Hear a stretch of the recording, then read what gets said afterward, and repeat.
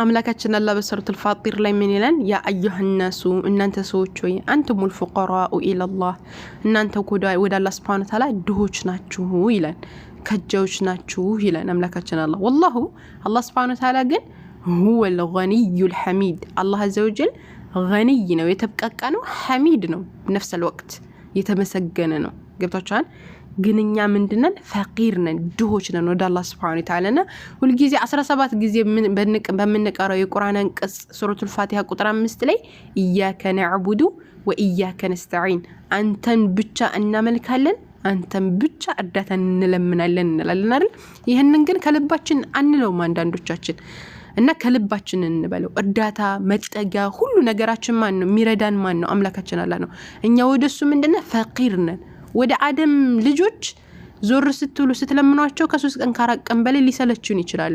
ግን አምላካችን አላህ Subhanahu Wa Ta'ala ዱዓ ካደረገን ኡጂቡ ዳዕወተ ዳዒ ኢዛ ዳዓን አምላካችን አላህ Subhanahu Wa Ta'ala ምንድነው የሚለው? ኡጂቡ ዳዕወተ ዳዒ ኢዛ ዳዓን የለማኝን ዱዓ በለመነኝ ጊዜ እቀበለዋለሁ ነው የሚለው።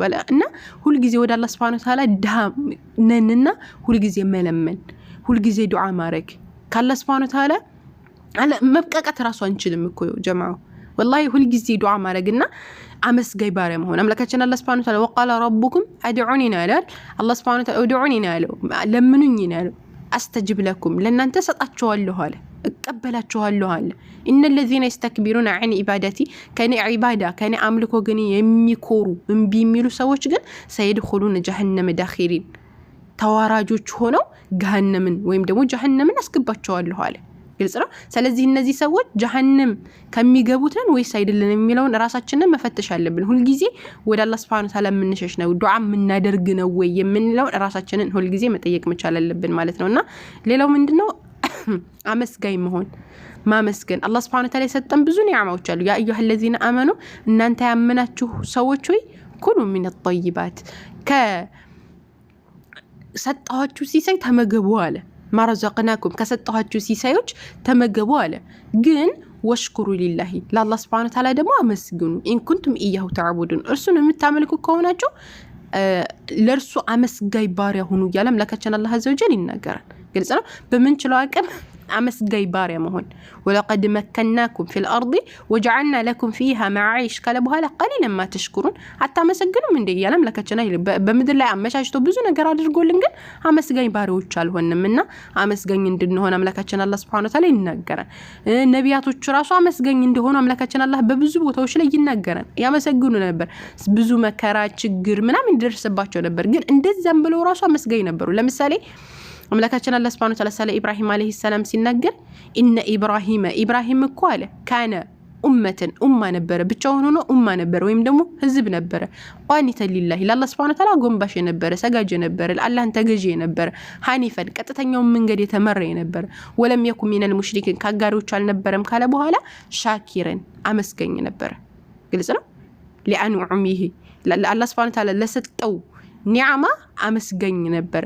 ከዛ ሲባል እጅተባሁ ወሃዳሁ ኢላ ሲራጥ ሙስተቂም አላህ አዘ ወጀል ወደ ቀጥተኛው መንገድ መራው ያለ ይነገራልና በጣም አመስጋኞች ነበሩ። ኑህ አለይሂ ሰላም ስትመለከቱ ذرية من حملنا مع نوح انه كان عبدا شكورا እሱ ምን ነበረ? عبدا شكورا አመስጋኝ ባሪያ ነበረ ያለ አምላካችን አላህ አዘ ወጀል ይናገራልና በምንችለው አቅም አመስጋኝ ባሪያ መሆን፣ ሻኪር መሆን በምንችለው አቅም አላህ አዘ ወጀል የረዘቀን በጣም ብዙ ነገራቶች አሉና አልহামዱሊላህ ያ ረብ ለሰጣኝ ኒዓማ ሁሉ አመሰግናለሁ እያልና አምላካችን አላህ Subhanahu Wa Ta'ala መለመን። አምላካችን አላህ አዘ ወጀል ምንድነው? ወኢተአዘነ ረቡኩም ለኢን ሸከርቱም ለአዚደነኩም አለ።